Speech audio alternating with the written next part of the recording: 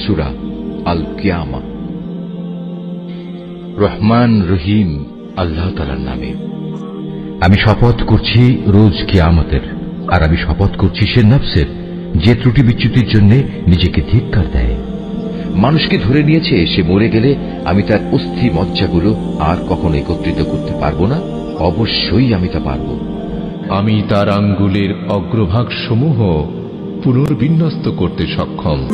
এ সত্ত্বেও মানুষ তার সম্মুখের দিনগুলোতে পাপাচারে লিপ্ত হতে চায়। সে জিজ্ঞেস করে, তোমার প্রতিশ্রুত কিয়ামত কবে আসবে? তুমি বলো, যেদিন সবার দৃষ্টি ধাঁধাযুক্ত হয়ে যাবে, যেদিন চাঁদ নিষ্প্রভ হয়ে যাবে, যেদিন চাঁদ ও সূরজ একাকার হয়ে যাবে। সেদিন মানুষগুলো সব বলে উঠবে, সত্যিই তো কিয়ামত এসে গেল। কোথায় আজ পালানোর জায়গা আমাদের? ঘোষণা আসবে, না, আজ পালাবার জায়গা নেই, নেই কোনো আশ্রয়স্থল। আজ আশ্রয়স্থল ও ঠাঁই আছে একটাই, এবং তা শুধু তোমার মালিকের কাছে। সেদিন প্রতিটি মানুষকে খুলে খুলে জানিয়ে দেয়া হবে কি কাজ নিয়ে সে আজ হাজির হয়েছে আর কি কাজ সে পেছনে রেখে এসেছে।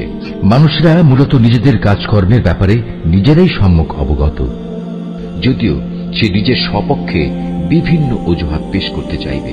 হে নবী, তুমি দ্রুত ওহী মুখস্থ করার চেষ্টা করে তোমার জিহ্বা নাড়িও না।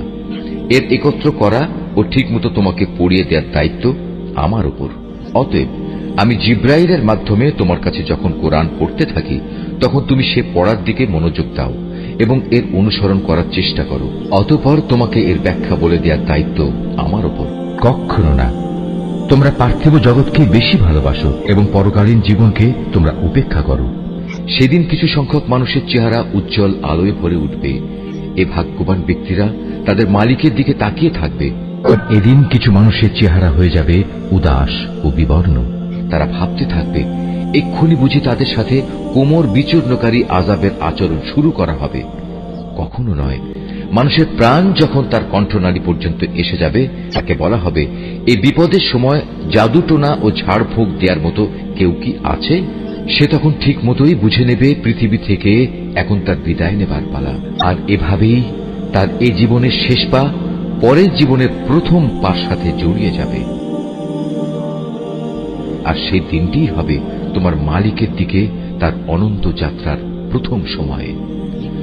আসলে এই জাহান্নামী ব্যক্তিটি সত্য স্বীকার করেনি এবং সত্যের দাবি মোতাবেক সে নামাজ প্রতিষ্ঠা করেনি, বরং তার বদলে সে সত্যকে মিথ্যা প্রতিপন্ন করেছে এবং সত্য থেকে সে মুখ ফিরিয়ে নিয়েছে।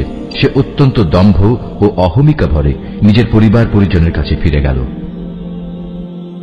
আল্লাহ তাআলা বলবেন, হ্যাঁ, এ পরিণাম ঠিক তোমাকেই মানায় এবং এটা তোমারই প্রাপ্য।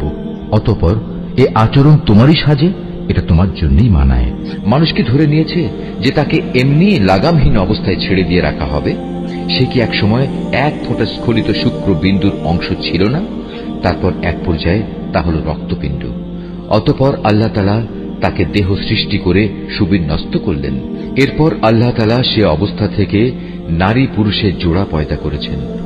এরপরেও তোমরা কি মনে করো আল্লাহ তাআলা মৃতদের পুনরুজ্জীবিত করতে সক্ষম হবেন না?